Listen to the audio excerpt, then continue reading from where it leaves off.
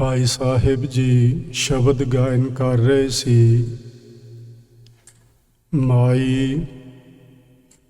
मेरे मन की प्यास, एक खेन रह न सकूं बिन प्रीतम। दर्शन देखन को धारी मन आस।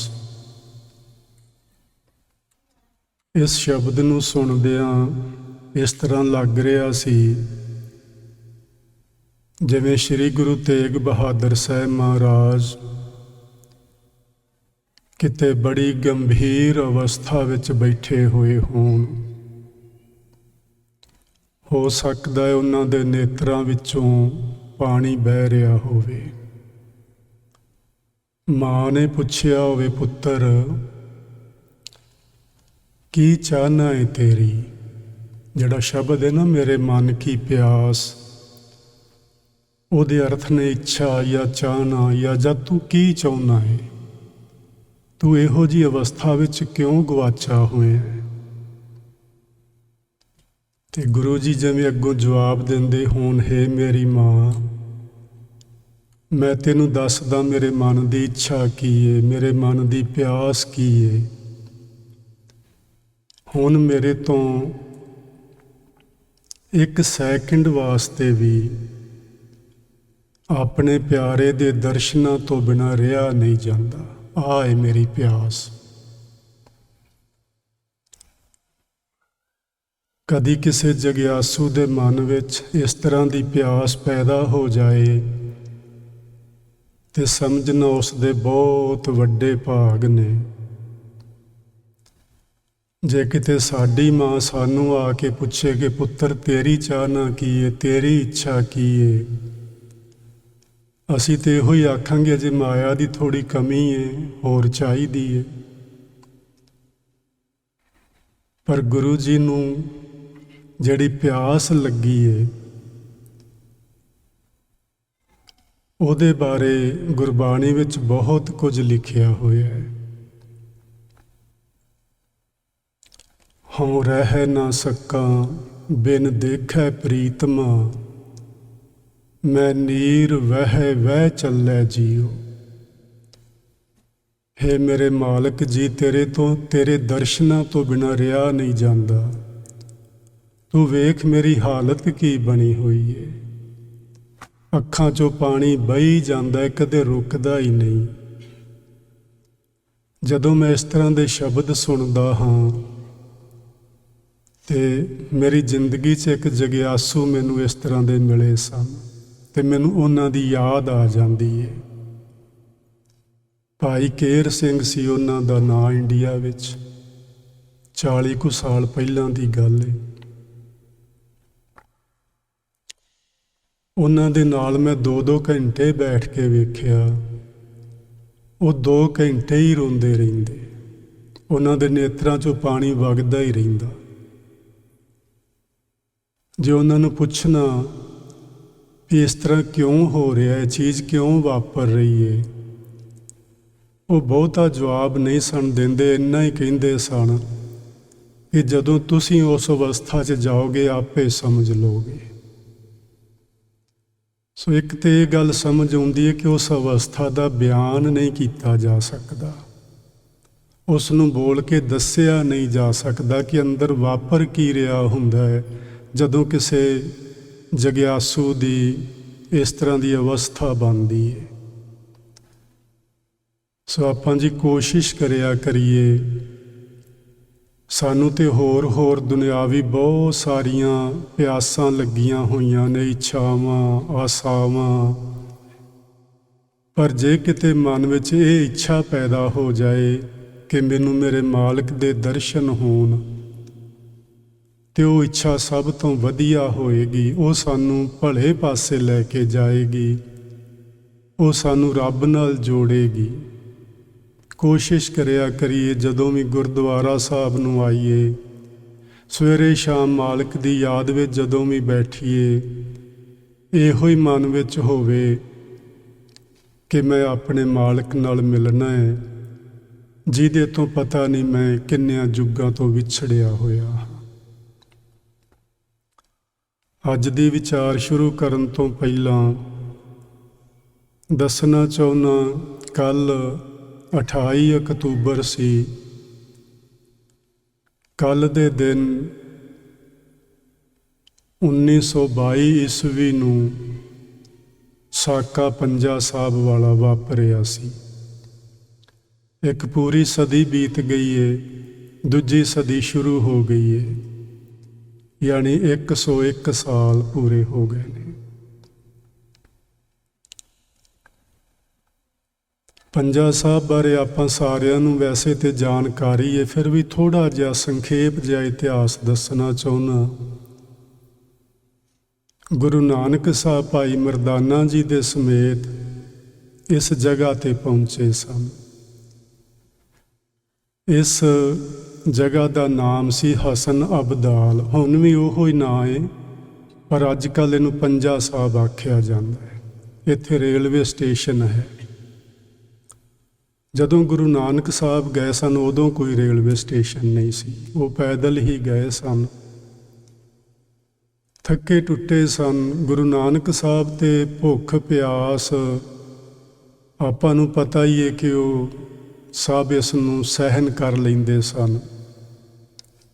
ਭਾਈ ਮਰਦਾਨਾ ਕਈ ਵਾਰੀ ਕਾਹਲਾ ਪੈ ਜਾਂਦਾ ਸੀ, ਆਖਣ ਲੱਗਾ, ਗੁਰੂ ਜੀ ਇੰਨੀ ਦੂਰੋਂ ਚੱਲ ਕੇ ਆਏ ਹਾਂ, ਬੜੀ ਪਿਆਸ ਲੱਗੀ ਏ, ਕਿਤੇ ਪਾਣੀ ਮਿਲੇ ਤੇ ਘੁੱਟ ਪੀਏ, ਮੈਂ ਤੇ ਮਰਨ ਨੂੰ ਤਿਆਰ ਹੋਇਆ ਪਿਆ।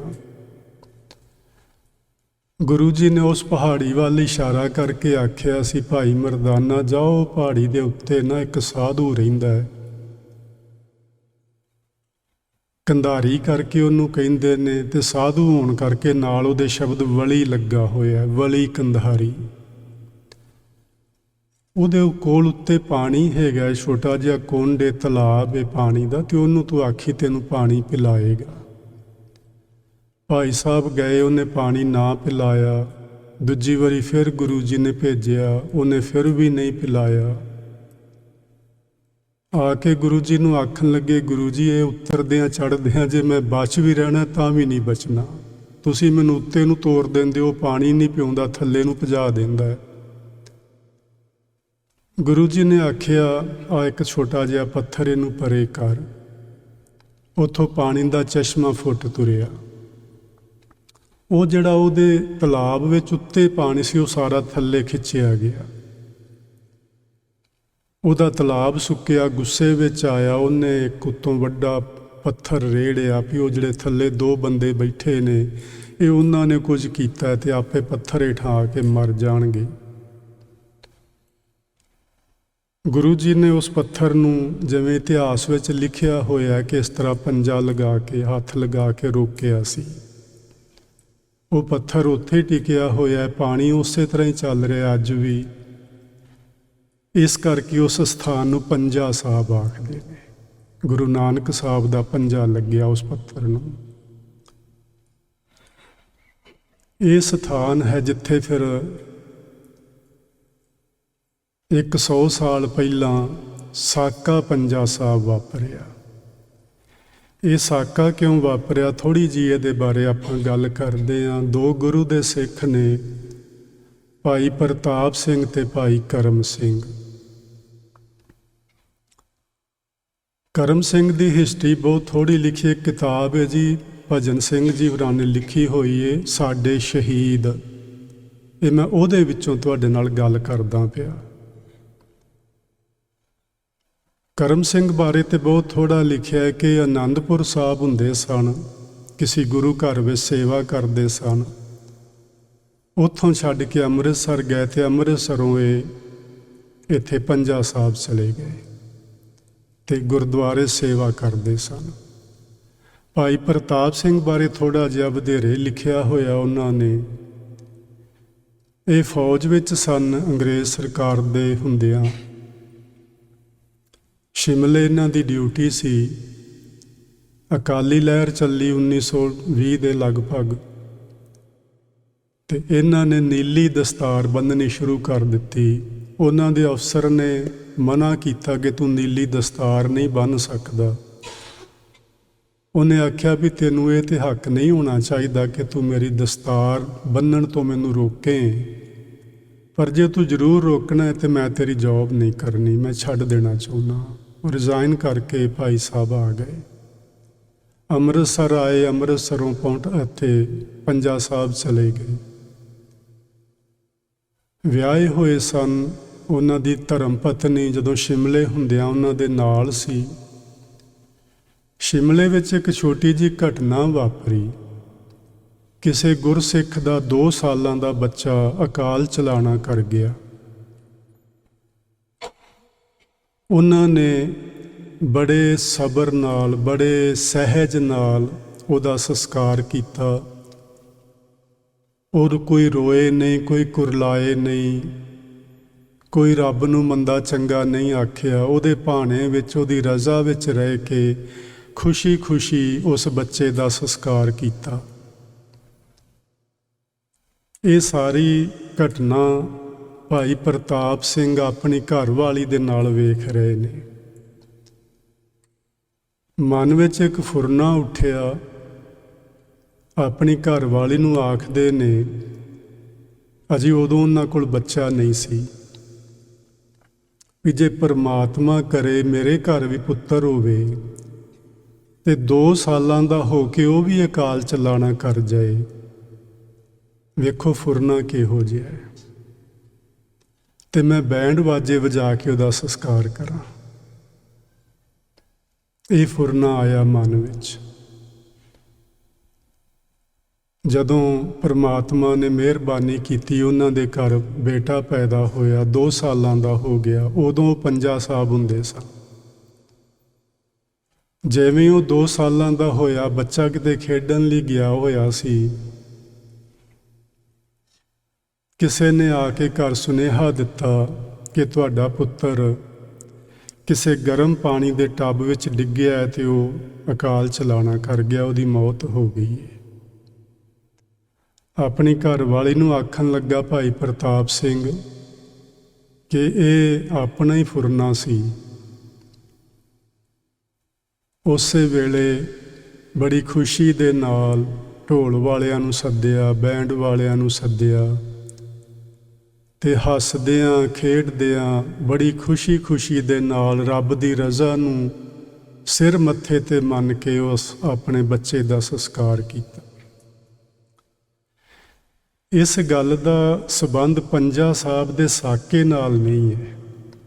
ਇਹ ਮੈਂ ਤੁਹਾਨੂੰ ਇਸ ਕਰਕੇ ਸੁਣਾਈ ਇਹ ਕਥਾ ਉਹਨਾਂ ਦੀ, ਭਾਈ ਪ੍ਰਤਾਪ ਸਿੰਘ ਦੇ ਜੀਵਨ ਵਿੱਚੋਂ, ਕਿ ਆਪਾਂ ਸਾਰੇ ਗ੍ਰਸਤੀ ਲੋਕ ਹਾਂ। ਆਪਣੇ ਘਰਾਂ ਵਿੱਚ ਇਹੋ ਜਿਹੀਆਂ ਘਟਨਾਵਾਂ ਵਾਪਰਦੀਆਂ ਰਹਿੰਦੀਆਂ ਨੇ। ਕੋਈ ਨਹੀਂ ਬਚਿਆ ਹੋਣਾ, ਕਿਉਂਕਿ ਸਿਆਣੇ ਕਹਿੰਦੇ ਨੇ ਮੌਤ ਸਭਨਾਂ ਦੇ ਘਰਾਂ ਵਿੱਚੋਂ ਲੰਘੀ ਹੋਈ ਹੈ। ਕੋਈ ਦੁਨੀਆ ਵਿੱਚ ਇਹੋ ਜਿਹਾ ਘਰ ਨਹੀਂ ਮਿਲ ਸਕਦਾ ਜਿੱਥੇ ਕਦੀ ਮੌਤ ਨੇ ਆਪਣੇ ਚਰਨ ਨਾ ਪਾਏ ਹੋਣ। ਕਿਸੇ ਨੇ 4 ਦਿਨ ਪਹਿਲਾਂ ਇਹ ਕੌਤਕ ਵੇਖਿਆ ਹੋਏਗਾ, ਕਿਸੇ ਨੇ 4 ਦਿਨ ਬਾਅਦ ਵਿੱਚ। ਇਹ ਗੱਲ ਸੁਣਾਉਣ ਦਾ ਮੇਰਾ ਮਤਲਬ ਜਾਂ ਮਕਸਦ ਹੈ ਕਿ ਜਦੋਂ ਸਾਡੇ ਘਰਾਂ ਵਿੱਚ ਇਸ ਤਰ੍ਹਾਂ ਦੀਆਂ ਘਟਨਾਵਾਂ ਵਾਪਰਨ ਤੇ ਸਾਨੂੰ ਸੇਧ ਲੈਣੀ ਚਾਹੀਦੀ ਹੈ ਭਾਈ ਪ੍ਰਤਾਪ ਸਿੰਘ ਦੀ ਇਸ ਘਟਨਾ ਤੋਂ, ਕਿ ਅਸੀਂ ਰੱਬ ਦੀ ਰਜ਼ਾ ਵਿੱਚ ਰਾਜ਼ੀ ਰਹਿਣਾ। ਅਸੀਂ ਹੁਣੇ ਆਸਾ ਕੀ ਵਾਰ ਵਿੱਚ ਸੁਣ ਰਹੇ ਸਾਂ, ਜੰਮਨ ਮਰਨਾ ਹੁਕਮ ਹੈ, ਭਾਣੈ ਆਵੈ ਜਾਏ। ਜੀਵਾਂ ਦਾ ਸੰਸਾਰ ਵਿੱਚ ਆਉਣਾ ਵੀ ਰੱਬ ਦਾ ਹੁਕਮ ਹੈ ਤੇ ਸੰਸਾਰ ਵਿੱਚੋਂ ਜਾਣਾ ਵੀ ਰੱਬੀ ਹੁਕਮ ਹੈ। ਜਦੋਂ ਜੀਵ ਸੰਸਾਰ ਵਿੱਚ ਆਉਂਦੇ ਨੇ, ਉਹ ਰੱਬ ਦਾ ਹੁਕਮ ਸਾਨੂੰ ਬਹੁਤ ਚੰਗਾ ਲੱਗਦਾ, ਅਸੀਂ ਖੁਸ਼ੀਆਂ ਮਨਾਉਂਦੇ ਹਾਂ। ਪਰ ਜਦੋਂ ਉਸੇ ਹੀ ਮਾਲਕ ਦੇ ਹੁਕਮ ਵਿੱਚ ਕੋਈ ਵਾਪਸ ਚਲਾ ਜਾਂਦਾ, ਅਸੀਂ ਉਦੋਂ ਕਿਉਂ ਦੁਖੀ ਹੁੰਦੇ ਹਾਂ? ਸਾਨੂੰ ਨਹੀਂ ਹੋਣਾ ਚਾਹੀਦਾ, ਹੁਕਮ ਰਜ਼ਾਈ ਚੱਲਣਾ ਚਾਹੀਦਾ ਸਾਨੂੰ। ਸੋ ਇਹ ਘਟਨਾ ਭਾਈ ਪ੍ਰਤਾਪ ਸਿੰਘ ਦੇ ਜੀਵਨ ਵਿੱਚ ਵਾਪਰੀ ਹੈ। 1922 ਜਿਹੜਾ ਸਾਕਾ ਵਾਪਰਿਆ, ਉਹ ਅਕਾਲੀ ਲਹਿਰ ਜਿਹੜੀ ਚੱਲੀ ਸੀ ਗੁਰਦੁਆਰਿਆਂ ਦੀ ਆਜ਼ਾਦੀ ਵਾਸਤੇ, ਬਹੁਤ ਸਾਰੇ ਸਿੰਘ ਗ੍ਰਿਫਤਾਰੀਆਂ ਦਿੰਦੇ ਸਨ। ਅੰਮ੍ਰਿਤਸਰ ਸਾਹਿਬ ਤੋਂ ਇੱਕ ਉਹਨਾਂ ਸਿੰਘਾਂ ਦੀ ਜਿਹੜੇ ਕਾਫੀ ਗਿਣਤੀ ਵਿੱਚ ਜਿਨ੍ਹਾਂ ਨੇ ਗ੍ਰਿਫਤਾਰੀਆਂ ਦਿੱਤੀਆਂ ਸਨ ਗੁਰਦੁਆਰਿਆਂ ਦੀ ਆਜ਼ਾਦੀ ਵਾਸਤੇ ਕਿ ਇਹ ਜਿਹੜੇ ਮਹੰਤਾਂ ਨੇ ਕਬਜ਼ੇ ਕੀਤੇ ਨੇ ਉਹਨਾਂ ਤੋਂ ਆਜ਼ਾਦ ਕਰਵਾਉਣੇ ਨੇ ਅਸੀਂ ਗੁਰਦੁਆਰੇ। ਅੰਗਰੇਜ਼ ਸਰਕਾਰ ਉਹਨਾਂ ਨੂੰ ਫੜਦੀ ਸੀ। ਫੜ ਕੇ ਅੰਮ੍ਰਿਤਸਰੋਂ ਇੱਕ ਗੱਡੀ ਇਹ ਅਟਕ ਜੇਲ੍ਹ ਵਿੱਚ ਜਾ ਰਹੀ ਸੀ ਉਹਨਾਂ ਕੈਦੀਆਂ ਨੂੰ ਲੈ ਕੇ। ਪੰਜਾ ਸਾਹਿਬ ਜਿਹੜਾ ਰੇਲਵੇ ਸਟੇਸ਼ਨ ਹੈ, ਇੱਥੋਂ ਦਾ ਜਿਹੜਾ ਸਟੇਸ਼ਨ ਮਾਸਟਰ ਇੱਕ ਹਿੰਦੂ ਸੱਜਣ ਸੀ, ਉਸ ਨੇ ਭਾਈ ਪ੍ਰਤਾਪ ਸਿੰਘ ਨੂੰ ਦੱਸਿਆ ਕਿ ਕੱਲ੍ਹ ਨੂੰ 8 ਵਜੇ ਇੱਥੋਂ ਇੱਕ ਗੱਡੀ ਲੰਘਣੀ ਹੈ। ਉਹਦੇ ਵਿੱਚ ਸਿੱਖ ਫੌਜੀ ਅਤੇ ਉਹਨਾਂ ਦੇ ਸਾਥੀ ਜਿਹੜੇ ਕੈਦੀ ਬਣਾਏ ਗਏ ਨੇ ਉਹਨਾਂ ਨੂੰ ਅਟਕ ਜੇਲ੍ਹ ਵਿੱਚ ਲੈ ਕੇ ਜਾਣਾ ਹੈ। ਜੇ ਤੁਸੀਂ ਉਹਨਾਂ ਦੀ ਲੰਗਰ ਪਾਣੀ ਨਾਲ ਸੇਵਾ ਕਰਨਾ ਚਾਹੋ ਤਾਂ ਤੁਸੀਂ ਕੱਲ੍ਹ ਨੂੰ ਕਰ ਸਕਦੇ ਹੋ। ਭਾਈ ਪ੍ਰਤਾਪ ਸਿੰਘ ਅਤੇ ਭਾਈ ਕਰਮ ਸਿੰਘ ਦੋਵੇਂ ਗੁਰਦੁਆਰੇ ਵਿੱਚ ਨੇ। ਉਹਨਾਂ ਨੇ ਸਲਾਹ ਬਣਾਈ ਕਿ ਕੱਲ੍ਹ ਨੂੰ ਜਿਹੜੀ ਇੱਥੋਂ ਟ੍ਰੇਨ ਗੁਜ਼ਰਨੀ ਹੈ, ਆਪਾਂ ਕੇਵਲ ਕੈਦੀ ਸੱਜਣਾਂ ਨੂੰ ਹੀ ਨਹੀਂ ਸਗੋਂ ਸਾਰੀ ਟ੍ਰੇਨ ਵਿੱਚ ਜਿੰਨੇ ਵੀ ਲੋਕ ਹੋਣ ਸਭਨਾਂ ਨੂੰ ਭੋਜਨ ਛਕਾਈਏ। ਉਹਨੇ ਟ੍ਰੇਨ ਨੇ ਇੱਥੇ ਰੁਕਣਾ ਹੀ ਹੈ। ਉਹਨਾਂ ਨੇ ਗੁਰੂ ਘਰ ਦੇ ਵਿੱਚ ਅਰਦਾਸ ਕੀਤੀ, ਲੰਗਰ ਪਾਣੀ ਤਿਆਰ ਕੀਤਾ, ਹੋਰ ਸੰਗਤ ਨੂੰ ਬੁਲਾਇਆ ਕਿ ਸਾਰੇ ਆਓ ਭਾਈ ਆਪਾਂ ਮਿਲ ਕੇ ਸੇਵਾ ਕਰਾਂਗੇ।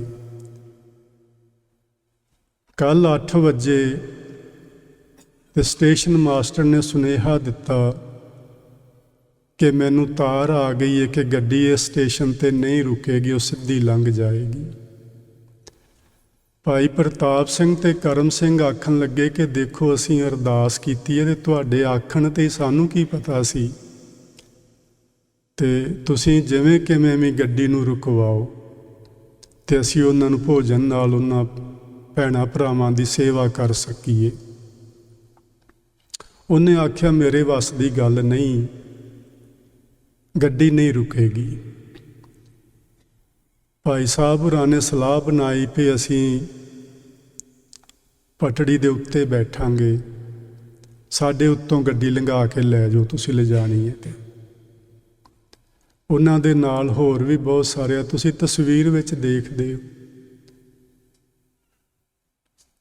ਬਹੁਤ ਸਾਰੀ ਸੰਗਤ ਅੱਗੇ ਭਾਈ ਪ੍ਰਤਾਪ ਸਿੰਘ ਅਤੇ ਕਰਮ ਸਿੰਘ, ਉਹਨਾਂ ਦੇ ਪਿੱਛੇ ਹੋਰ ਬਹੁਤ ਸਾਰੇ ਲੋਕ ਬੈਠੇ ਨੇ ਵੀ ਅਸੀਂ ਗੱਡੀ ਰੁਕਵਾਉਣੀ ਹੈ ਅਤੇ ਆਪਣੇ ਭੈਣਾਂ ਭਰਾਵਾਂ ਦੀ ਭੋਜਨ ਦੀ ਸੇਵਾ ਕਰਕੇ ਅਸੀਂ ਅੱਗੇ ਜਾਣ ਦਿਆਂਗੇ।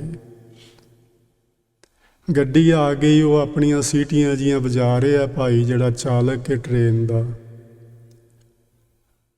ਸਾਰੇ ਸਿੱਖ ਅੱਗੇ ਸ਼ਾਂਤ ਚਿੱਤ ਬੈਠੇ ਗੁਰਬਾਣੀ ਦਾ ਪਾਠ ਕਰ ਰਹੇ ਨੇ, ਸਿਮਰਨ ਕਰ ਰਹੇ ਨੇ। ਅਤੇ ਉਸ ਸਾਡੇ ਸ਼ਹੀਦ ਨਾਮਕ ਕਿਤਾਬ ਦੇ ਵਿੱਚ ਇਸ ਤਰ੍ਹਾਂ ਲਿਖਿਆ ਹੈ ਕਿ ਉਹ ਜਦੋਂ ਗੱਡੀ ਆਈ, ਪਹਿਲੇ 2 ਸਿੱਖ ਜਿਨ੍ਹਾਂ ਦੇ ਨਾਂ ਅੱਗੇ ਲਿਖੇ ਨੇ, ਉਹਨਾਂ ਦੋਵਾਂ ਦੇ ਵਿੱਚ ਵੱਜੀ ਗੱਡੀ ਆ ਕੇ। ਜਿਵੇਂ ਹੀ ਗੱਡੀ ਵੱਜੀ ਅਤੇ ਉਹ ਜਿਹੜਾ ਇਹਦਾ ਗੱਡੀ ਦਾ ਚਾਲਕ ਹੈ ਨਾ, ਉਹ ਇੱਕ ਅਰਾਈ ਮੁਸਲਮਾਨ ਹੈ। ਬਾਅਦ ਵਿੱਚ ਉਹਨੂੰ ਕੋਰਟ ਵਿੱਚ ਬੁਲਾਇਆ ਗਿਆ, ਉਹਨੇ ਕੋਰਟ ਵਿੱਚ ਬਿਆਨ ਦਿੱਤੇ ਨੇ। ਉਹਨੂੰ ਇਸ ਲਈ ਬੁਲਾਇਆ ਗਿਆ ਕਿ ਜਦ ਤੈਨੂੰ ਹੁਕਮ ਨਹੀਂ ਸੀ ਗੱਡੀ ਰੋਕਣ ਦਾ, ਤੂੰ ਕਿਉਂ ਰੋਕੀ? ਉਹਦੇ ਬਿਆਨ ਇਹ ਨੇ ਕਿ ਮੈਂ ਗੱਡੀ ਰੋਕੀ ਹੀ ਨਹੀਂ, ਆਪਣੇ ਆਪ ਰੁਕੀ ਹੈ। ਔਰ ਉਹਨੇ ਆਪਣੇ ਬਿਆਨਾਂ ਵਿੱਚ ਇਹ ਲਿਖਵਾਇਆ ਕਿ ਜਦੋਂ ਸਭ ਤੋਂ ਪਹਿਲੇ ਜਿਹੜੇ ਸਿੱਖ ਅੱਗੇ ਬੈਠੇ ਨੇ ਉਹਨਾਂ ਵਿੱਚ ਜਦੋਂ ਗੱਡੀ ਵੱਜੀ ਆ ਕੇ, ਅਤੇ ਮੈਨੂੰ ਇਸ ਤਰ੍ਹਾਂ ਮਹਿਸੂਸ ਹੋਇਆ ਕਿ ਮੇਰੀ ਗੱਡੀ ਕਿਸੇ ਪਹਾੜ ਨਾਲ ਟਕਰਾਈ ਹੋਵੇ ਅਤੇ ਇਸ ਤਰ੍ਹਾਂ ਦਾ ਧਮਾਕਾ ਹੋਇਆ ਹੋਵੇ ਅਤੇ ਗੱਡੀ ਰੁਕੀ ਹੋਵੇ। ਮੈਨੂੰ ਇਸ ਤਰ੍ਹਾਂ ਮਹਿਸੂਸ ਹੋਇਆ, ਮੈਂ ਗੱਡੀ ਰੋਕੀ ਨਹੀਂ, ਰੁਕੀ। 2 ਬੰਦੇ ਸਿੰਘ ਜਿਨ੍ਹਾਂ ਦੀ ਇੱਕ ਦੀ ਸ਼ਹਾਦਤ 3-4 ਘੰਟਿਆਂ ਬਾਅਦ ਹੋਈ, ਇੱਕ ਦੀ ਸ਼ਹਾਦਤ 1 ਦਿਨ ਬਾਅਦ ਵਿੱਚ ਹੋਈ। 6-7 ਬੰਦੇ ਹੋਰ ਜ਼ਖਮੀ ਹੋਏ। ਟ੍ਰੇਨ ਰੁਕ ਗਈ। ਸਾਰੀ ਸੰਗਤ ਨੇ ਜਿੰਨੇ ਵਿੱਚ ਲੋਕ ਬੈਠੇ ਸਨ ਸਭਨਾਂ ਦੀ ਲੰਗਰ ਪਾਣੀ ਨਾਲ ਸੇਵਾ ਕੀਤੀ। ਵੈਸੇ ਆਪਾਂ ਸਮਝ ਸਕਦੇ ਹਾਂ ਜਦੋਂ ਇਹੋ ਜਿਹਾ ਸਾਕਾ ਵਾਪਰਿਆ ਹੋਵੇ, ਰੋਟੀ ਕਿਸੇ ਨੇ ਕੀ ਖਾਧੀ ਹੋਣੀ ਹੈ। ਪਰ ਚਲੋ ਉਹਨਾਂ ਸਿੱਖਾਂ ਦੀ ਇਹ ਇੱਛਾ ਸੀ ਕਿ ਅਸੀਂ ਇਹਨਾਂ ਭੈਣਾਂ ਭਰਾਵਾਂ ਨੂੰ ਭੁੱਖਿਆ ਨਹੀਂ ਜਾਣ ਦੇਣਾ, ਇਹਨਾਂ ਨੂੰ ਭੋਜਨ ਛਕਾਉਣਾ ਹੈ। ਇਹ ਜਿਹੜਾ ਗੁਰੂ ਕਾ ਲੰਗਰ ਹੈ ਜੀ, ਇਹਦੀ ਕਿੰਨੀ ਕੁ ਮਹਾਨਤਾ ਆਪਾਂ ਬਿਆਨ ਕਰੀਏ, ਕੀਤੀ ਨਹੀਂ ਜਾ ਸਕਦੀ।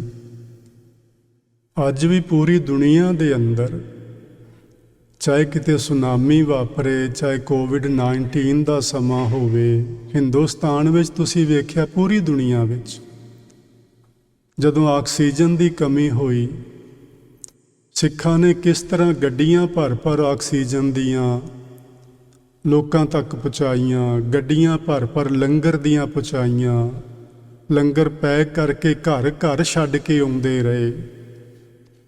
ਪੂਰੀ ਦੁਨੀਆ ਦੇ ਅੰਦਰ ਸਿੱਖਾਂ ਨੇ ਸੇਵਾ ਕੀਤੀ ਲੰਗਰ ਪਾਣੀ ਦੇ ਨਾਲ। ਸਮੁੱਚੀ ਮਾਨਵਤਾ ਦੀ ਕੋਈ ਵਿਤਕਰਾ ਨਹੀਂ। ਇਹੋ ਹੀ ਗੁਰੂ ਜੀ ਦਾ ਬਣਾਇਆ ਹੋਇਆ ਨਿਯਮ ਹੈ, ਪਰੰਪਰਾ ਹੈ ਕਿ ਭੋਜਨ ਜਦੋਂ ਵੀ ਆਪਾਂ ਛਕਾਈਏ ਕੋਈ ਵਿਤਕਰਾ ਨਾ ਹੋਵੇ, ਕਦੀ ਕਿਸੇ ਨਾਲ ਨਾ ਹੋਵੇ। ਸਾਰੇ ਉਸ ਮਾਲਕ ਦੇ ਬੱਚੇ ਨੇ, ਜਿਸ ਨੂੰ ਵੀ ਜ਼ਰੂਰਤ ਹੈ ਉਸ ਨੂੰ ਭੋਜਨ ਛਕਾਇਆ ਜਾਏ। ਇਸ ਤਰ੍ਹਾਂ ਇਹ ਪੰਜਾ ਸਾਹਿਬ ਦਾ ਸਾਕਾ ਜਿਹੜਾ ਵਾਪਰਿਆ, 2 ਸਿੰਘ ਸ਼ਹੀਦ ਹੋਏ, ਬਾਕੀ ਕੋਈ ਜ਼ਖਮੀ ਹੋਏ, ਭੋਜਨ ਪਾਣੀ ਛਕਾਇਆ, ਗੱਡੀ ਅੱਗੇ ਚਲੀ ਗਈ। ਅਸੀਂ ਇਸ ਘਟਨਾ ਤੋਂ ਕੁਝ ਸਿੱਖਿਆ ਲੈਣੀ ਹੈ। ਸਿੱਖਿਆ ਇਹ ਲੈਣੀ ਹੈ, ਇੱਕ ਤੇ ਉਹਨਾਂ ਨੇ ਅਰਦਾਸ ਕੀਤੀ ਸੀ। ਜੋ ਵੀ ਅਸੀਂ ਆਪਣੇ ਮਨ ਵਿੱਚ ਅਰਦਾਸ ਕਰੀਏ, ਗੁਰੂ ਅੱਗੇ ਕਰੀਏ, ਮਨ ਵਿੱਚ ਕੋਈ ਫੈਸਲਾ ਲਈਏ, ਉਹਦੇ 'ਤੇ ਸਾਨੂੰ ਅਡਿੱਗ ਰਹਿਣਾ ਚਾਹੀਦਾ, ਅਡੋਲ ਰਹਿਣਾ ਚਾਹੀਦਾ। ਨਵਾਂ ਸਾਲ ਆਉਂਦਾ ਹੈ, ਹੁਣ ਆਉਣ ਹੀ ਵਾਲਾ 2 ਮਹੀਨੇ ਰਹਿ ਗਏ ਨੇ। ਆਪਾਂ ਸਾਰੀ ਦੁਨੀਆ ਦੇ ਲੋਕ ਕੋਈ ਨਾ ਕੋਈ ਆਪਣੇ ਮਨ ਵਿੱਚ ਸੰਕਲਪ ਲੈਂਦੇ ਨੇ ਕਿ ਪਿਛਲੇ ਸਾਲ ਮੈਂ ਆਹ ਕੁਝ ਕੀਤਾ ਸੀ, ਇਸ ਸਾਲ ਅੱਗੇ ਆਹ ਨਹੀਂ ਕਰਨਾ, ਜਾਂ ਮੈਂ ਪਿਛਲੇ ਸਾਲ ਇੰਨੀ ਸੇਵਾ ਕੀਤੀ, ਇੰਨਾ ਭਜਨ ਬੰਦਗੀ ਕੀਤਾ, ਇਸ ਸਾਲ ਮੈਂ ਇਸ ਤੋਂ ਵੱਧ ਕਰਾਂਗਾ। ਅਸੀਂ ਕੋਈ ਨਾ ਕੋਈ ਸੰਕਲਪ ਮਨ ਵਿੱਚ ਲੈਂਦੇ ਹਾਂ। 10-15 ਦਿਨ, 20 ਦਿਨ, ਮਹੀਨਾ ਲੰਘਦਾ, ਫਿਰ ਅਸੀਂ ਭੁੱਲ ਜਾਂਦੇ। ਮੇਰੀ ਵੀ ਇਹੋ ਹੀ ਹਾਲਤ ਹੈ। ਸਾਨੂੰ ਉਹ ਭੁੱਲਣਾ ਨਹੀਂ ਚਾਹੀਦਾ। ਜਿਹੜਾ ਵੀ ਮਨ ਵਿੱਚ ਸੰਕਲਪ ਲਈਏ ਕਿ ਭਜਨ ਬੰਦਗੀ, ਵੇਖੋ ਆਪਾਂ ਗੁਰੂ ਘਰ ਨਾਲ ਜੁੜੇ ਹਾਂ, ਆਪਾਂ ਦੇ ਭਜਨ ਬੰਦਗੀ ਦਾ ਸੰਕਲਪ ਲੈਣਾ। ਕਈ ਲੋਕ ਹੋਰ ਕਈ ਤਰ੍ਹਾਂ ਦੇ ਲੈਂਦੇ ਨੇ, ਉਹਨਾਂ ਨੂੰ ਉਹ ਮੁਬਾਰਕ ਹੋਣ।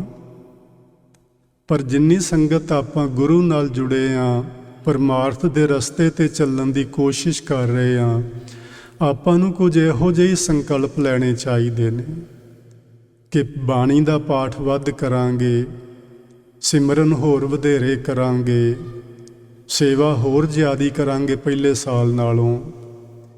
ਤੇ ਫਿਰ ਜਿਹੜਾ ਸੰਕਲਪ ਮਨ ਵਿੱਚ ਲਈਏ, ਉਸ ਦੇ ਉੱਤੇ ਡਟ ਕੇ ਪਹਿਰਾ ਦਈਏ। ਸੋ ਅਸੀਂ ਇਸ ਪੰਜਾ ਸਾਹਿਬ ਦੇ ਸਾਕੇ ਤੋਂ ਇਹ ਸਿੱਖਿਆ ਮਨ ਵਿੱਚ ਪੱਕੀ ਕਰ ਲਈਏ। ਉਹਨਾਂ ਸਿੱਖਾਂ ਨੇ ਆਪਣੀ ਜਾਨ ਕੁਰਬਾਨ ਕਰ ਦਿੱਤੀ, ਪਰ ਆਪਣੇ ਵਚਨ ਤੋਂ ਪਿੱਛੇ ਨਹੀਂ ਹਟੇ। ਬਸ ਇੰਨੀ ਕੁ ਗੱਲ ਆਪਾਂ ਇਸ ਪੰਜਾ ਸਾਹਿਬ ਦੇ ਸਾਕੇ ਤੋਂ ਸਿੱਖੀਏ ਤੇ ਸਾਡਾ ਜੀਵਨ ਤਬਦੀਲ ਹੋ ਜਾਏਗਾ, ਜੀਵਨ ਬਦਲ ਜਾਏਗਾ।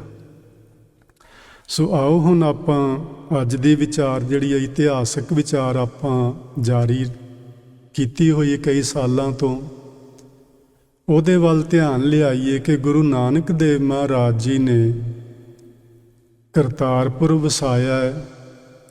ਬਹੁਤ ਸਾਰੀਆਂ ਰੁਕਾਵਟਾਂ ਆਈਆਂ ਨੇ, ਤੇ ਰੁਕਾਵਟਾਂ ਕਿਸੇ ਹੋਰ ਵੱਲੋਂ ਨਹੀਂ ਸੀ ਆਈਆਂ, ਕਹੇ ਜਾਂਦੇ ਧਾਰਮਿਕ ਲੋਕਾਂ ਵੱਲੋਂ ਆਈਆਂ ਸਨ।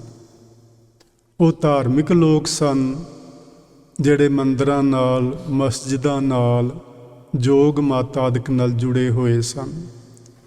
ਕਹਿਣ ਤੋਂ ਮਤਲਬ ਬ੍ਰਾਹਮਣ, ਪੁਜਾਰੀ, ਜੋਗੀ, ਮੁੱਲਾਂ ਤੇ ਕਾਜੀ, ਇਹ ਸਾਰੇ ਇਕੱਠੇ ਹੋ ਕੇ ਉਹ ਜਿਹੜਾ ਉਸ ਇਲਾਕੇ ਦਾ ਹਾਕਮ ਸੀ ਉਸ ਵੇਲੇ, ਜਿਹਦਾ ਨਾਂ ਕਰੋੜੀਆ ਕਰਕੇ ਕਰੋੜੀ ਮੱਲ ਆਖਦੇ ਨੇ, ਉਹਦੇ ਕੋਲ ਗਏ ਸਨ ਤੇ ਉਹਨਾਂ ਨੂੰ ਆਖਿਆ ਸੀ ਕਿ ਗੁਰੂ ਨਾਨਕ ਨੂੰ ਇੱਥੇ ਪੱਕਾ ਟਿਕਾਣਾ ਨਾ ਬਣਾਉਣ ਦਿੱਤਾ ਜਾਏ, ਕਿਉਂਕਿ ਉਹ ਸਾਰੀਆਂ ਧਾਰਮਿਕ ਜਿੰਨੀਆਂ ਰੋਹ ਰੀਤਾਂ ਨੇ ਉਹਨਾਂ ਸਭਨਾਂ ਦਾ ਖੰਡਨ ਕਰਦੇ ਨੇ ਉਹ, ਤੇ ਕੁਝ ਨਵੀਆਂ ਹੀ ਰੀਤਾਂ ਚਲਾਉਂਦੇ ਨੇ। ਬਾਣੀ ਪੜ੍ਹੋ, ਕੀਰਤਨ ਕਰੋ, ਸੇਵਾ ਕਰੋ। ਜਿਹੜੇ ਸਾਡੇ ਵੈਦਿਕ ਕਰਮ ਕਾਂਡ ਨੇ ਉਹਨਾਂ ਨੂੰ ਉਹ ਤਿਆਗਣ ਲਈ ਆਖਦੇ ਨੇ, ਤੇ ਇਹਨਾਂ ਨੂੰ ਇੱਥੇ ਬੈਠਣ ਨਾ ਦਿੱਤਾ ਜਾਏ, ਨਹੀਂ ਤੇ ਇਹ ਸਾਰੇ ਇਲਾਕੇ ਦੇ ਲੋਕ ਇਹਨਾਂ ਦੇ ਪਿੱਛੇ ਲੱਗ ਜਾਣਗੇ। ਅਸਲ ਵਿੱਚ ਉਹਨਾਂ ਨੂੰ ਹੋਰ ਕੋਈ ਫਿਕਰ ਨਹੀਂ ਸੀ, ਆਪਣੀ ਰੋਜ਼ੀ ਰੋਟੀ ਦਾ ਫਿਕਰ ਸੀ ਵੀ ਜੇ ਲੋਕ ਸਾਡੇ ਤੋਂ ਪਰੇ ਹੋ ਗਏ ਤੇ ਸਾਡੀ ਤੇ ਰੋਜ਼ੀ ਰੋਟੀ ਇਹਨਾਂ ਲੋਕਾਂ ਦੇ ਸਿਰ ਤੋਂ ਚੱਲਦੀ ਹੈ। ਇਹ ਦਿੱਕਤ ਸੀ ਉਹਨਾਂ ਨੂੰ, ਹੋਰ ਕੁਝ ਨਹੀਂ ਸੀ। ਉਹਨਾਂ ਕਹੇ ਜਾਂਦੇ ਧਾਰਮਿਕ ਆਗੂਆਂ ਦੇ ਆਖੇ ਲੱਗ ਕੇ ਕਰੋੜੀਆ ਗੁਰੂ ਮਹਾਰਾਜ ਦੇ ਇਸ ਕਾਰਜ ਵਿੱਚ ਰੁਕਾਵਟ ਪਾਉਣ ਲਈ ਤੁਰਿਆ। ਘੋੜੇ ਤੋਂ ਡਿੱਗਾ, ਸੱਟਾਂ ਲੱਗੀਆਂ, ਫਿਰ ਰਾਜੀ ਹੋਇਆ, ਫਿਰ ਤੁਰਿਆ। ਦੋਦੇ ਦੀ ਘਰਵਾਲੀ ਨੇ ਬਚਨ ਆਖਿਆ ਸੀ, ਸ਼ੂਕ ਦੀ ਕਾਂਗ ਅੱਗੇ ਹਿੱਕ ਨਹੀਂ ਡਾਈ ਦੀ, ਜਿਹਦਾ ਮਤਲਬ ਸੀ ਕੁਦਰਤ ਨਾਲ ਮੱਥਾ ਨਹੀਂ ਲਾਈਦਾ।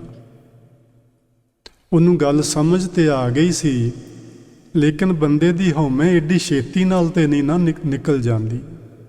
ਹਉਮੈ ਨੂੰ ਮਨ ਚੋਂ ਨਿਕਲਦਿਆਂ ਵੈਸੇ ਜੇ ਕੱਢਣੀ ਚਾਹੀਏ ਤੇ ਇੱਕ ਛਿਣ ਦਾ ਹੀ ਕੰਮ ਹੈ, ਪਰ ਸਾਨੂੰ ਸਾਰੀ ਸਾਰੀ ਜ਼ਿੰਦਗੀ ਲੱਗ ਜਾਂਦੀ ਹੈ ਕਈ ਚੀਜ਼ਾਂ ਹੌਲੀ ਹੌਲੀ ਛੱਡਦਿਆਂ ਫਿਰ ਪਤਾ ਨਹੀਂ ਕਦੋਂ ਜਾ ਕੇ ਮਨ ਟਿਕਾਣੇ ਆਉਂਦਾ ਹੈ ਤੇ ਮਨ ਸਮਝ ਲੈਂਦਾ ਹੈ ਕਿ ਨਹੀਂ, ਆਹ ਚੀਜ਼ ਮੈਨੂੰ ਚੰਗੀ ਨਹੀਂ, ਛੱਡ ਦੇਣੀ ਚਾਹੀਦੀ।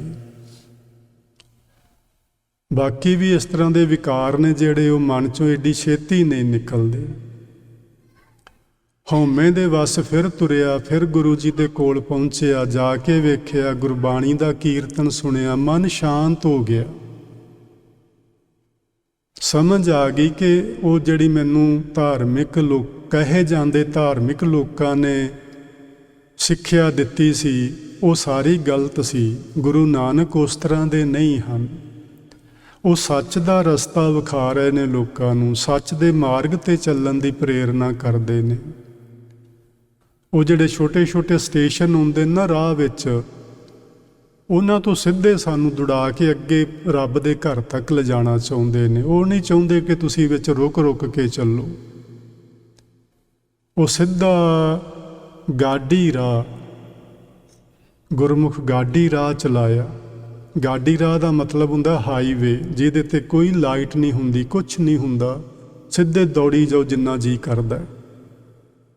ਗੁਰੂ ਨਾਨਕ ਸਾਹਿਬ ਦਾ ਉਹ ਰਸਤਾ ਹੈ। ਕੋਈ ਕਰਮ ਕਾਂਡ ਨਹੀਂ, ਕੋਈ ਕਿਸੇ ਨੂੰ ਪੁੱਛਣ ਦੱਸਣ ਦੀ ਲੋੜ ਨਹੀਂ। ਨਾਮ ਜਪੋ, ਇਸ ਤੋਂ ਪਰੇ ਹੋਰ ਕੋਈ ਗੱਲ ਹੀ ਨਹੀਂ। ਸੇਵਾ ਕਰੋ। ਤੁਸੀਂ ਸਾਰਾ ਗੁਰੂ ਗ੍ਰੰਥ ਸਾਹਿਬ ਪੜ੍ਹ ਕੇ ਵੇਖੋ। ਮੈਂ ਤੇ ਕਈ ਵਾਰੀ ਹੈਰਾਨ ਰਹਿਣਾ ਉਹਨਾਂ ਲੋਕਾਂ ਤੋਂ ਜਿਹੜੇ ਕਹਿੰਦੇ ਨੇ ਕਿ ਨਾਮ ਤੇ ਜਪਣਾ ਹੀ ਨਹੀਂ ਚਾਹੀਦਾ, ਇਹ ਤੇ ਐਵੇਂ ਉਹ ਰੈਪੀਟੇਸ਼ਨ ਹੈਗੀ ਏ, ਇਹ ਤੇ ਤੋਤਾ ਰਟਾ ਨੇ। ਪੂਰੇ ਗੁਰੂ ਗ੍ਰੰਥ ਸਾਹਿਬ ਵਿੱਚੋਂ ਹੋਰ ਕੋਈ ਗੱਲ ਲੱਭਦੀ ਹੀ ਨਹੀਂ ਸਿਵਾਏ ਨਾਮ ਸਿਮਰਨ ਤੋਂ, ਜਪ ਤੋਂ, ਸੇਵਾ ਤੋਂ, ਸਾਧਨਾ ਤੋਂ, ਤੇ ਉਹਦੇ ਤੋਂ ਹੀ ਅਸੀਂ ਮੁਨਕਰ ਹੋਈ ਜਾ ਰਹੇ ਹਾਂ। ਜਪ ਕਰਿਆ ਕਰੀਏ ਤਕੜੇ ਹੋ ਕੇ। ਕਰੋੜੀਏ ਨੂੰ ਸਮਝ ਆ ਗਈ, ਗੁਰੂ ਮਹਾਰਾਜ ਦੇ ਚਰਨਾਂ ਵਿੱਚ ਆ ਕੇ ਮਾਫੀ ਵੀ ਮੰਗੀ। ਗੁਰੂ ਮਹਾਰਾਜ ਜੀ ਨੂੰ ਆਖਣ ਲੱਗਾ, ਮੈਨੂੰ ਵੀ ਇਸ ਰਸਤੇ 'ਤੇ ਤੋਰੋ। ਗੁਰੂ ਸਾਹਿਬ ਨੇ ਗੁਰਮੰਤਰ ਦੀ ਦਾਤ ਬਖਸ਼ੀ ਤੇ ਉਹ ਨਾਮ ਜਪਣ ਲੱਗਾ। ਇਸ ਕਰਤਾਰਪੁਰ ਦੇ ਅੰਦਰ ਇਸ ਤੋਂ ਅੱਗੇ ਗੁਰੂ ਮਹਾਰਾਜ ਨੇ ਕੁਝ ਨਿਯਮ ਘੜੇ ਸਨ, ਜਿਨ੍ਹਾਂ ਦਾ ਜ਼ਿਕਰ ਭਾਈ ਗੁਰਦਾਸ ਨੇ ਕਾਫੀ ਕੀਤਾ ਹੋਇਆ ਹੈ। ਪਰ ਅਸੀਂ ਜੇ ਇੰਨਾ ਕੁ ਸਮਝ ਲਈਏ ਕਿ ਸੋਦਰ ਆਰਤੀ ਗਾਂ ਵੀ ਹੈ, ਅੰਮ੍ਰਿਤ ਵੇਲਾ ਜਾਪ ਉਚਾਰਾ। ਜਾਪ ਦਾ ਮਤਲਬ ਇੱਕ ਤੇ ਜਪ ਬਾਣੀ ਹੈ, ਇੱਕ ਜਾਪ ਹੁੰਦਾ ਹੈ ਜੀ ਜਪਣਾ। ਸਭ ਤੋਂ ਪਹਿਲਾਂ ਸਵੇਰੇ ਉੱਠ ਕੇ ਸਾਜਰੇ ਜਦੋਂ ਵੀ ਆਪਾਂ ਉੱਠ ਸਕੀਏ, ਅੰਮ੍ਰਿਤ ਵੇਲਾ ਜਿਹਨੂੰ ਆਖਿਆ ਜਾਂਦਾ ਹੈ, ਬ੍ਰਹਮ ਮੁਹੂਰਤ ਵੀ ਕਹਿ ਸਕਦੇ ਹਾਂ, ਉਸ ਵੇਲੇ 'ਚ ਉੱਠ ਕੇ ਸਭ ਤੋਂ ਪਹਿਲਾਂ ਸਾਨੂੰ ਜਪ ਸਾਧਨਾ ਵਿੱਚ ਟਾਈਮ ਲਗਾਉਣਾ ਚਾਹੀਦਾ ਹੈ। ਇੱਕ ਸ਼ਬਦ ਜੋ ਵੀ ਤੁਸੀਂ ਜਪਦੇ ਹੋ ਉਹਦੇ ਉੱਤੇ ਸਮਾਂ ਲਗਾਓ, ਫਿਰ ਬਾਣੀ ਦਾ ਪਾਠ ਕਰੋ, ਜਪਜੀ ਸਾਹਿਬ ਦਾ। ਹੋਰ ਜਿੰਨੀ ਬਾਣੀ ਤੁਸੀਂ ਪੜ੍ਹਨੀ ਪੜ੍ਹੋ, ਸਹਿਜ ਪਾਠ ਪੂਰਾ ਜਿੰਨਾ ਵੀ ਤੁਸੀਂ ਕਰ ਸਕਦੇ ਹੋ ਕਰੋ। ਸ਼ਾਮ ਨੂੰ ਸੋਦਰ, ਗੁਰੂ ਨਾਨਕ ਸਾਹਿਬ ਦੇ ਵੇਲੇ ਇੰਨਾ ਲੰਮਾ ਸੋਦਰ ਨਹੀਂ ਸੀ ਜਿੰਨਾ ਆਪਾਂ ਹੁਣ ਪੜ੍ਹਦੇ ਹਾਂ। ਇੱਕੋ ਹੀ ਸ਼ਬਦ ਹੁੰਦਾ ਸੀ, ਸੋਦਰ ਰਾਗ ਆਸਾ ਮਹਿਲਾ ਪਹਿਲਾ। ਬਸ ਉਹ ਇੱਕ ਸ਼ਬਦ ਪੜ੍ਹਿਆ ਜਾਂਦਾ। ਫਿਰ ਆਰਤੀ ਦਾ ਇੱਕ ਹੀ ਸ਼ਬਦ ਸੀ, ਗਗਨ ਮੈਂ ਥਾਲ। ਜਿਹੜਾ ਸ਼ਬਦ ਆਪਾਂ ਵੇਖਿਆ ਨਾ, ਜਦੋਂ ਗੁਰੂ ਜੀ ਜਗਨਨਾਥਪੁਰੀ ਗਏ ਸਨ, ਉੱਥੇ ਪੰਡਿਤ ਲੋਕ ਜਗਨਨਾਥ ਦੀ ਆਰਤੀ ਕਰਦੇ ਸਨ, ਅਤੇ ਉੱਥੇ ਗੁਰੂ ਜੀ ਨੇ ਉਹਨਾਂ ਨੂੰ ਆਖਿਆ ਸੀ ਕਿ ਤੁਸੀਂ ਜੋ ਕਰ ਰਹੇ ਹੋ ਤੁਹਾਡੇ ਲਈ ਠੀਕ ਹੋ ਸਕਦਾ ਹੈ, ਲੇਕਿਨ ਇਹ ਤੁਹਾਨੂੰ ਉਸ ਜਗਤ ਦੇ ਮਾਲਕ ਨਾਲ ਜੋੜਨ ਲਈ ਸਮਰੱਥ ਨਹੀਂ ਹੈ। ਜਗਤ ਦੇ ਮਾਲਕ ਨਾਲ ਜੇ ਜੁੜਨਾ ਹੈ ਤੇ ਤੁਹਾਨੂੰ ਪੂਰੀ ਜਿਹੜਾ ਇਹ ਗਗਨ ਆਕਾਸ਼, ਗਗਨ ਮੈਂ ਥਾਲ, ਰਵਿ ਚੰਦ ਦੀਪਕ ਬਣੇ, ਤਾਰਿਕਾ ਮੰਡਲ ਜਨਕ ਮੋਤੀ, ਧੂਪ ਮਲ ਆਨ ਲੋ, ਪਵਨ ਚਵਰੋ ਕਰੇ, ਸਗਲ ਬਨ ਰਾਏ ਉਲੰਤ ਜੋਤੀ। ਵੀ ਇਹਦੇ ਨਾਲ ਜੁੜੋ, ਇਸ ਆਰਤੀ ਨਾਲ ਜੁੜੋ ਜੇ ਤੁਸੀਂ ਜਗਨਨਾਥ ਦੀ ਆਰਤੀ ਕਰਨੀ ਹੈ। ਤੇ ਆ 2 ਦੀਵੇ 4 ਜਗਾ ਕੇ ਘੁਮਾਈ ਜਾਓ ਉਹਦੇ ਸਾਹਮਣੇ, ਤੇ ਉਹਦੇ ਨਾਲ ਕੀ ਫਰਕ ਪੈਣਾ? ਉਹ ਮੂਰਤੀ ਵੀ ਤੇ ਪੱਥਰ ਦੀ ਹੈ ਅੱਗੋਂ। ਭਾਵੇਂ ਇਹ ਮੰਨਿਆ ਜਾ ਸਕਦਾ ਕਿ ਤੁਹਾਡੇ ਮਨ ਵਿੱਚ ਉਹਦੇ ਪ੍ਰਤੀ ਸ਼ਰਧਾ ਹੈ, ਭਾਵਨਾ ਹੈ, ਉਹ ਮਾੜੀ ਗੱਲ ਨਹੀਂ, ਚੰਗੀ ਹੈ, ਲੇਕਿਨ ਇਹ ਵੀ ਇੱਕ ਤਰ੍ਹਾਂ ਨਾਲ ਰੁਕਾਵਟ ਹੈ ਤੁਹਾਡੇ ਰਸਤੇ ਵਿੱਚ। ਤੁਸੀਂ ਇੱਥੇ ਹੀ ਰੁਕੇ ਰਹੋਗੇ ਸਾਰੀ ਜ਼ਿੰਦਗੀ। ਇਹ ਦੀਵੇ ਘੁਮਾਉਣ ਤੋਂ ਅੱਗੇ ਵੱਧ ਹੀ ਨਹੀਂ ਪਾਓਗੇ। ਧਿਆਨ ਲਿਜਾਓ ਪੂਰੀ ਖਲਕਤ ਦੇ ਵਿੱਚ, ਪੂਰੀ ਦੁਨੀਆ ਵਿੱਚ, ਪੂਰੇ ਬ੍ਰਹਿਮੰਡ ਦੇ ਅੰਦਰ। ਟੈਗੋਰ ਸਾਹਿਬ ਨੇ ਇੱਕ ਗੱਲ ਆਖੀ, ਜਦੋਂ ਕਿਸੇ ਨੇ ਉਹਨਾਂ ਨੂੰ ਆਖਿਆ ਨਾ ਕਿ ਤੁਸੀਂ ਇੱਕ ਬ੍ਰਹਿਮੰਡੀ ਗਾਨ ਲਿਖੋ, ਉਹਨਾਂ ਨੇ ਜਨ ਗਨ ਮਨ ਲਿਖਿਆ ਸੀ, ਤੇ ਉਹਨਾਂ ਨੂੰ ਕਿਸੇ ਨੇ ਆਖਿਆ ਇੱਕ ਪੂਰਾ ਬ੍ਰਹਿਮੰਡ ਬਾਰੇ ਇੱਕ ਗੀਤ ਲਿਖੋ, ਤੇ ਉਹਨਾਂ ਨੇ ਆਖਿਆ ਉਹਦੀ ਨਹੀਂ ਜ਼ਰੂਰਤ ਰਹੀ। ਕਿਉਂ? ਕਿਉਂਕਿ ਗੁਰੂ ਨਾਨਕ ਲਿਖ ਗਏ ਨੇ। ਇਹੋ ਹੀ ਉਹਨਾਂ ਨੇ ਸ਼ਬਦ ਬੋਲਿਆ ਸੀ, ਗਗਨ ਮੈਂ ਥਾਲ ਵਾਲਾ। ਵੀ ਇਸ ਤੋਂ ਵੱਡੀ ਹੋਰ ਬ੍ਰਹਿਮੰਡ ਦੀ ਆਰਤੀ ਜਾਂ ਉਸ ਮਾਲਕ ਦੀ ਆਰਤੀ, ਹੋਰ ਬ੍ਰਹਿਮੰਡੀ ਗਾਨ ਕੋਈ ਕੀ ਲਿਖ ਸਕੇਗਾ? ਕੋਈ ਚੀਜ਼ ਬਾਕੀ ਉਹਨਾਂ ਰੱਖੀ ਹੀ ਨਹੀਂ, ਰਹਿਣ ਹੀ ਨਹੀਂ ਦਿੱਤੀ। ਸੋ ਰਾਤ ਨੂੰ ਗੁਰੂ ਜੀ ਆਰਤੀ ਕਰਦੇ, ਸਾਰਾ ਦਿਨ ਇਸੇ ਕਰਤਾਰਪੁਰ ਵਿੱਚ ਗੁਰੂ ਜੀ ਨੇ ਖੇਤੀ ਕੀਤੀ ਹੈ। ਮੈਨੂੰ ਇੱਕ ਦਿਨ ਇੱਕ ਸਿੱਖ ਪੁੱਛਦਾ ਹੈ ਵੀ ਤੁਹਾਡੇ ਗੁਰੂ ਨਾਨਕ ਸਾਹਿਬ ਬਾਰੇ ਕੀ ਵਿਚਾਰ ਨੇ? ਮੈਂ ਕਿਹਾ ਹੋਰਨਾਂ ਵਿਚਾਰਾਂ ਦੇ ਨਾਲ ਨਾਲ ਮੇਰੇ ਇੱਕ ਇਹ ਵੀ ਵਿਚਾਰ ਨੇ ਕਿ ਗੁਰੂ ਨਾਨਕ ਸਾਹਿਬ ਇੱਕ ਬਹੁਤ ਚੰਗੇ ਜ਼ਿਮੀਂਦਾਰ ਸਨ। ਇੱਥੇ ਉਹਨਾਂ ਨੇ ਖੇਤੀ ਕੀਤੀ ਜੀ, ਆਪ ਆਪਣੇ ਹੱਥੀਂ ਹੱਲ ਚਲਾਇਆ, ਆਪ ਹੱਥੀਂ ਫਸਲ ਵੱਢੀ, ਹੱਥੀਂ ਖਲਵਾੜੇ ਲਗਾਏ, ਹੱਥੀਂ ਫਸਲ ਨੂੰ ਗਾਹਿਆ, ਦਾਣੇ ਕੱਢੇ, ਸਬਜ਼ੀ ਉਗਾਈ, ਹਰ ਚੀਜ਼ ਆਪਣੇ ਹੱਥੀਂ ਕੀਤੀ ਉਹਨਾਂ ਨੇ। ਇੱਥੇ ਖੂਹ ਲਵਾਇਆ ਜਿਹੜਾ ਅੱਜ ਵੀ ਹੈਗਾ। ਆਪ ਫਸਲ ਨੂੰ ਪਾਣੀ ਦਿੰਦੇ। ਪਰ ਗੁਰੂ ਨਾਨਕ ਸਾਹਿਬ ਦੀ ਇੱਕ ਮਹਾਨਤਾ ਉਹ ਇਹ ਕਿ ਜਿੰਨਾ ਫਸਲ ਉੱਥੇ ਹੁੰਦੀ, ਸਬਜ਼ੀ, ਦਾਲਾਂ, ਚਾਵਲ, ਮੱਕੀ, ਕਣਕ, ਉਹ ਵੇਚਣ ਵਾਸਤੇ ਮੰਡੀ 'ਚ ਨਹੀਂ ਸਨ ਲਿਜਾਂਦੇ ਹੁੰਦੇ। ਉਹ ਸਾਰਾ ਸਮਾਨ ਇਕੱਠਾ ਕਰਕੇ ਉੱਥੇ ਸਟਾਕ ਕਰਦੇ ਹੁੰਦੇ ਸਨ, ਉਹਨੂੰ ਸਟੋਰ ਕਰਦੇ ਹੁੰਦੇ ਸਨ, ਅਤੇ ਸਦਾ ਵਾਸਤੇ ਲੰਗਰ ਲਗਾਈ ਰੱਖਦੇ ਸਨ। ਜਦੋਂ ਵੀ ਕੋਈ ਆਵੇ, ਕਿਤੋਂ ਆਵੇ, ਕਿਸੇ ਵਕਤ ਆਵੇ, ਉਹਨੂੰ ਭੋਜਨ ਸਭ ਤੋਂ ਪਹਿਲਾਂ ਮਿਲੇਗਾ, ਬਾਕੀ ਗੱਲਾਂ ਬਾਅਦ 'ਚ ਹੋਣਗੀਆਂ। ਸੋ ਗੁਰੂ ਨਾਨਕ ਸਾਹਿਬ ਨੇ ਇਸ ਕਰਤਾਰਪੁਰ ਦੇ ਅੰਦਰ ਇਹ ਮਰਿਆਦਾ ਆਰੰਭ ਕੀਤੀ ਕਿ ਇੱਕ ਤੇ ਸਭ ਤੋਂ ਪਹਿਲਾਂ ਹਰ ਇੱਕ ਨੂੰ ਭੋਜਨ ਮਿਲੇ, ਅਤੇ ਜਿੰਨੇ ਕਰਤਾਰਪੁਰ ਵਿੱਚ ਰਹਿਣ ਵਾਲੇ ਲੋਕ ਨੇ ਸਾਰੇ ਹੱਥੀਂ ਕਿਰਤ ਕਰਨ, ਕੋਈ ਵਿਹਲਾ ਬਹਿ ਕੇ ਨਹੀਂ ਖਾਏ। ਗੁਰੂ ਨਾਨਕ ਸਾਹਿਬ ਨੇ ਨਗਰ ਵਸਾ ਕੇ ਆਪਣੇ ਮਾਤਾ ਪਿਤਾ ਜੀ ਨੂੰ ਇੱਥੇ ਬੁਲਾਇਆ, ਆਪਣੇ ਬੱਚਿਆਂ ਨੂੰ, ਆਪਣੀ ਘਰਵਾਲੀ ਨੂੰ ਇੱਥੇ ਬੁਲਾਇਆ। ਭਾਈ ਮਰਦਾਨਾ ਜੀ ਦਾ ਪੂਰਾ ਪਰਿਵਾਰ ਇੱਥੇ ਆ ਗਿਆ ਤਲਵੰਡੀਓਂ, ਅਤੇ ਹੋਰ ਬਹੁਤ ਸਾਰੇ ਲੋਕ ਆ ਕੇ ਇੱਥੇ ਵਸ ਗਏ। ਇਹ ਇੱਕ ਛੋਟਾ ਜਿਹਾ ਗ੍ਰਾਮ ਬਣ ਗਿਆ, ਇੱਕ ਛੋਟਾ ਜਿਹਾ ਪਿੰਡ ਬਣ ਗਿਆ। ਹੁਣ ਤੇ ਅੱਜ ਕੱਲ੍ਹ ਤੇ ਇਹ ਵੀ ਰੇਲਵੇ ਸਟੇਸ਼ਨ ਹੈ। ਛੋਟਾ ਜਿਹਾ ਪਿੰਡ ਬਣ ਗਿਆ। ਗੁਰੂ ਨਾਨਕ ਸਾਹਿਬ ਇਸ ਨਗਰ ਦੇ ਅੰਦਰ ਜਦੋਂ ਨਿਵਾਸ ਰੱਖ ਰਹੇ ਨੇ ਤੇ ਕੁਝ ਆਪਣੇ ਵਰਗੇ ਲੋਕ ਵੀ ਉੱਥੇ ਆ ਗਏ, ਜਿਹੜੇ ਹੁਣ ਘਰੋਂ ਵਿਹਲੇ ਸਨ, ਕੋਈ ਕੰਮ ਨਹੀਂ, ਬੱਚੇ ਵਿਆਹੇ ਗਏ ਨੇ, ਉਹ ਆਪਣਾ ਕੰਮ ਧੰਦਾ ਕਰਦੇ ਨੇ। ਅਸੀਂ ਹੁਣ ਵਿਹਲੇ ਹਾਂ, ਚਲੋ ਅਸੀਂ ਆਸ਼ਰਮ ਤੇ ਚਲੇ ਜਾਂਦੇ ਹਾਂ। ਉਹ ਵੀ ਇਸ ਆਸ਼ਰਮ ਤੇ ਆ ਗਏ। ਲੰਗਰ ਤੇ ਇੱਥੇ ਚੱਲਦਾ ਹੀ ਰਹਿੰਦਾ ਸੀ 24 ਘੰਟੇ। ਸਵੇਰੇ ਸ਼ਾਮ ਉੱਥੇ ਕੀਰਤਨ ਦਰਬਾਰ ਵਿੱਚ 2 ਘੜੀਆਂ ਬਹਿਣਾ, ਲੰਗਰ ਛਕਣਾ ਤੇ ਉੱਥੋਂ ਮੰਜੀ ਚੁੱਕਣੀ, ਪਰਾਂ ਰੁੱਖਾਂ ਹੇਠਾਂ ਡਾਹ ਕੇ ਮੰਜੀ ਦੇ ਸਾਰਾ ਦਿਨ ਬੈਠੇ ਗੱਪਾਂ ਮਾਰਦੇ ਰਹਿਣਾ। ਉਹ ਕਿਸੇ ਸੱਜਣ ਨੇ ਆ ਕੇ ਗੁਰੂ ਜੀ ਨੂੰ ਦੱਸਿਆ ਵੀ ਆਹ 5-7 ਬਜ਼ੁਰਗ ਜਿਹੇ ਇੱਥੇ ਬੈਠੇ ਰਹਿੰਦੇ ਨੇ, ਰੋਟੀ ਖਾ ਲੈਂਦੇ ਨੇ, ਸਾਰਾ ਦਿਨ ਗੱਪ ਛੱਪ ਕਰਦੇ ਰਹਿੰਦੇ ਨੇ, ਕੰਮ ਤਾਂ ਇਹ ਕਰਦੇ ਨਹੀਂ। ਗੁਰੂ ਜੀ ਨੇ ਇੱਕ ਦਿਨ ਬੜੇ ਪਿਆਰ ਨਾਲ ਉਹਨਾਂ ਨੂੰ ਬੁਲਾਇਆ ਤੇ ਉਹਨਾਂ ਨੂੰ ਜੋ ਗੁਰੂ ਜੀ ਨੇ ਸੁਣਿਆ ਸੀ ਉਹਨਾਂ ਬਾਰੇ ਉਹਨਾਂ ਨੂੰ ਦੱਸਿਆ, ਪੁੱਛਿਆ ਉਹਨਾਂ ਨੂੰ ਵੀ ਇਹ ਗੱਲ ਠੀਕ ਹੈ। ਉਹ ਕਹਿੰਦੇ ਜੀ ਇਹ ਗੱਲ ਬਿਲਕੁਲ ਠੀਕ ਹੈ, ਜੋ ਤੁਹਾਨੂੰ ਕਿਸੇ ਨੇ ਦੱਸਿਆ ਹੈ ਅਸਲੀਅਤ ਹੈ। ਤੇ ਗੁਰੂ ਜੀ ਨੇ ਆਖਿਆ ਵੀ ਤੁਸੀਂ ਘਰੋਂ ਕਿਉਂ ਆਏ ਜੇ?